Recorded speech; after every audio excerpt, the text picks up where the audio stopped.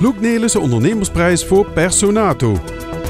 Rabobank publieksprijs naar Brownies en Downies. In een bomvolle schouwburg werden afgelopen donderdagavond de Venraai'se ondernemersprijzen bekendgemaakt. De gelukkige winnaars gingen na het bekendmaken gezamenlijk op de foto. Winnaar van de Loek Nelissen ondernemersprijs, Elroy Jansen van Personato, kon het na afloop nog nauwelijks bevatten. Nee, ik had het eigenlijk niet verteld. Ik krijg dus van andere jaren hebben wat grotere bedrijven gewonnen. Dus ik dacht van ja, je moet ook echt naar de kleine bedrijven en de bijzonderheid daarvan. En nou ja, wij doen ons ding en heel veel andere bedrijven doen natuurlijk hun bedrijf op hun manier. En ik had eigenlijk niet gedacht dat ik zou winnen, maar ja, nou goed, dan is het des te mooier dat je het wel... En ook bij de winnaars van de Rabobank publieksprijs voerde ongeloof de boventoon. Ook zij hadden het niet verwacht. Ja, dat klopt. Die hadden wij niet verwacht en ook niet aanzien komen. Nee. Maar daar dachten de werknemers van Brownies en Downies toch anders over. Zij wisten het zeker dat ze gingen winnen. Ja, ik wou. Ja. En jij wist het heel zeker dat jullie hem gingen winnen, hè? Ja, absoluut. Ja goed, ik krijg natuurlijk gewoon een plaatsje bij ons in de zaak. En ja, zoals Ismaël en ik al zeiden, dit is voor ons personeel natuurlijk. Hè, want hun hebben hem gewonnen. Nou was de presentaties die Brownies en Downies eerder die avond al op het podium uitvoerden ook wel een hele goeie. Wat gaan we nog doen? Je moet even die kip nog flamberen, hè Wout? Ja, ik ben maar verpleegkundige. Flamberen, wat is flamberen, Wout? Nou, flamberen, het is eten in de brand steken. In de waar? In de brand? Ja, brand. In de brand? Brand! Brand! Oh, brand! Oh! Zo zie je maar weer, het werken bij Brownies en Downies is elke dag opnieuw een avontuur. En dit kan echt gebeuren bij ons in de keuken.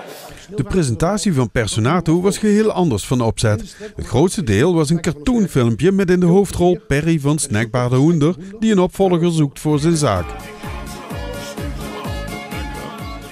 Ik ben namelijk bekend zat. Allemaal de zoeplappen die ieder weekend kwerken met mij in de zaak staan. En doen we met een frikandel speciaal zonder mayonaise, curry en uien. Die mensen hebben een klap van de molenwieg gehad. Oké, meneer Perry, duidelijk. Welke kwaliteiten moet deze persoon hebben? Kwaliteiten? En de meeste mensen moeten het zien van 9 tot 4 uur 's nachts mentaliteit. Je moet uit de box kunnen denken. Perry, we've got him. Oké, ik ben benieuwd. Perry, we denken de perfecte match gevonden te hebben. Iemand die na een mooie periode bij zijn huidige werkgever zich toch eens oriënteerde om aan de andere kant van de vitrine te staan. Eén onderdeel van zijn werk vond hij fantastisch en dat is wat hij wil blijven doen. Het omgaan met burgers.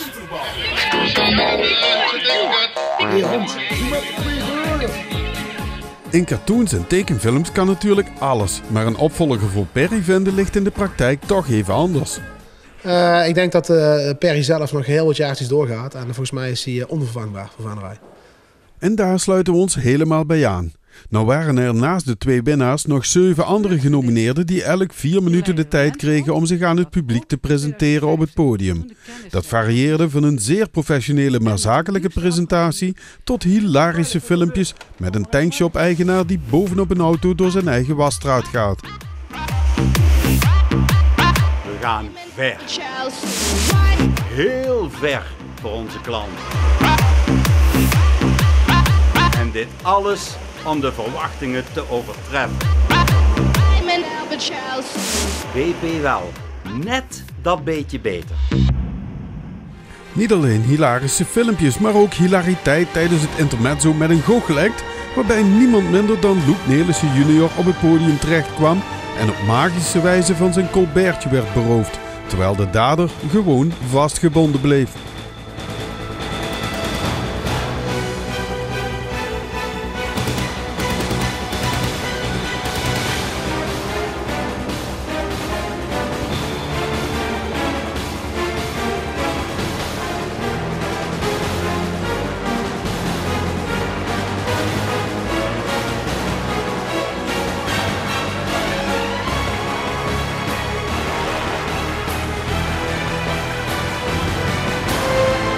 Het was niet alleen een avond van feest en show, maar ook van bezinning. Zoals vlak voor de bekendmaking van de winnaar door burgemeester Hans Gielissen zo treffend werd verwoord. Lieve mensen, voordat ik u dit papiertje voorlees, waar dus op staat wie vanavond de juryprijs heeft gewonnen, toch heel even iets anders. Niet om de sfeer ten negatieve te veranderen, maar ik wou heel even als burgemeester van Venray zeggen dat ik vanavond om 6 uur op het gemeentehuis een open uurtje heb gehouden voor onze inwoners die daar behoefte aan hadden, om even na te praten en even met elkaar stil te zijn over wat er was gebeurd in Parijs. En er waren veel mensen. Er waren politiemensen, er waren mensen van onze afdeling toezicht, er waren raadsleden en inwoners, vooral inwoners. En onder die inwoners waren heel veel belijdend moslims. En zij waren allen diep verontwaardigd en geschokt en heel verdrietig over wat er was gebeurd. En we vonden met z'n allen, nadat we ook even stil zijn geweest, dat we in Venray er toch voor moeten zorgen dat we als broeders en zusters samen blijven voortleven. Ik wou dat even gezegd hebben, niet om de sfeer ten negatieve te veranderen, want daar is de avond te feestelijk voor. Terug naar onze ondernemers, die we na de repetitie eerder die middag allemaal spraken. Hoe heb je de afgelopen tijd ervaren? Was het stress? Ik heb daar weinig van meegekregen, want ik sta op zaterdag alleen in de winkel. Dus ik heb daar niet zoveel van meegekregen. Nou, ik vond het, nogmaals, je maakt een planning in het begin. Je weet redelijk op tijd dat je genomineerd bent. En dan maak je een planning en daar hebben we gewoon snel naartoe geleefd. Dus ja, nogmaals, heel spannend vond ik het ook niet. Maar ja, je moest wel rekenen houden met een stuk planning wat je samen hebt.